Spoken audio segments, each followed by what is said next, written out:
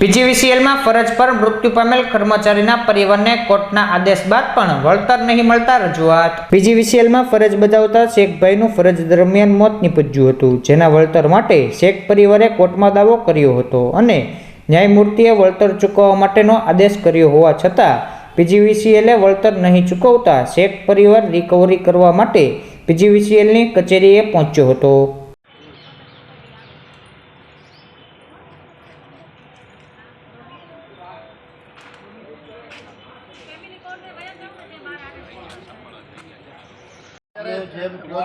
તમે બોલો તો હું બોલ દઉં।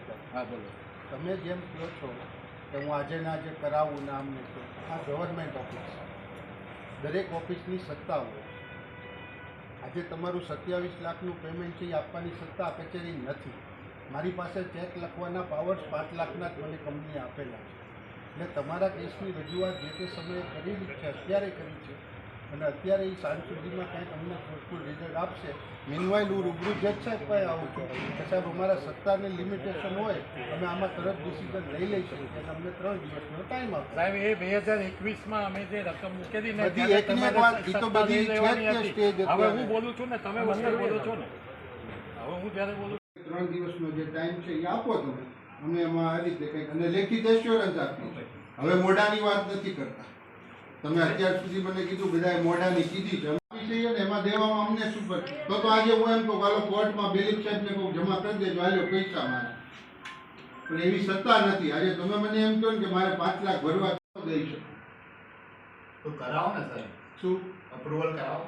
એપ્રુવલ માટે મેં વાત કરી ને, કોર્પોરેટ જ્યાંથી અમને મંજૂરી મળવાની હોય કેમ ગાય મારી કચેરીને સર્વ થયું જ નથી। જો મને સર્વ થયું સબ્જીમાં એ ડાયરેક્ટ કોર્ટ હમણાં આપે એટલે પૈસા જમા કરવો પડે। હા સબ્જી વાળો તમને ન આજે મારી કોર્પોરેટ ઓફિસ જે મેં વાત કરી ને એમણે એમ પૂછ્યું જપ્તી વોરંટ ક્યારે આવ્યું? મેં કીધું સાહેબ આજ સુધી આપણને નથી મળ્યું, અત્યારે બેલીફ સાહેબ નોટિસ આવ્યા છે પણ જપ્તી વોરંટ તો અમે લઈને જ આવ્યું। એટલે તમારે પૈસા આપવાના। હા પૈસા એટલે એટલે તમારે પૈસા ક્યારે આપો એ છો એ મને કહો। ત્યાં કે કઈ રીતે આપણે પૈસા ભરવાના છે, તો કેવી રીતે આપવા, શું આપવા, એ તમે અમને ગાઈડ કરો। તો કે આ રીતે તમે જજ સાહેબ દેખો કે 2 કે 3 દિવસમાં એ ફાઇનલ કરીએ છીએ, છતાં એ ત્યાં ડિસ્કસ કરીને હમણાં આપણને કહે છે એ પ્રમાણે અમે કરીએ છીએ, એમાં કાંઈ પ્રશ્ન નથી। મારું નામ તમીઝભાઈ યાકુબભાઈ શેખ છે અને મારી સાથે મારા મોટા ભાઈ રિયાઝભાઈ યાકુબભાઈ શેખ છે અને મોટા બેન છે સમીમબેન યાકુબભાઈ શેખ। અમે અહીંયા પીજીવીસીએલની ઓફિસમાં રિકવરી માટે આવ્યા છીએ।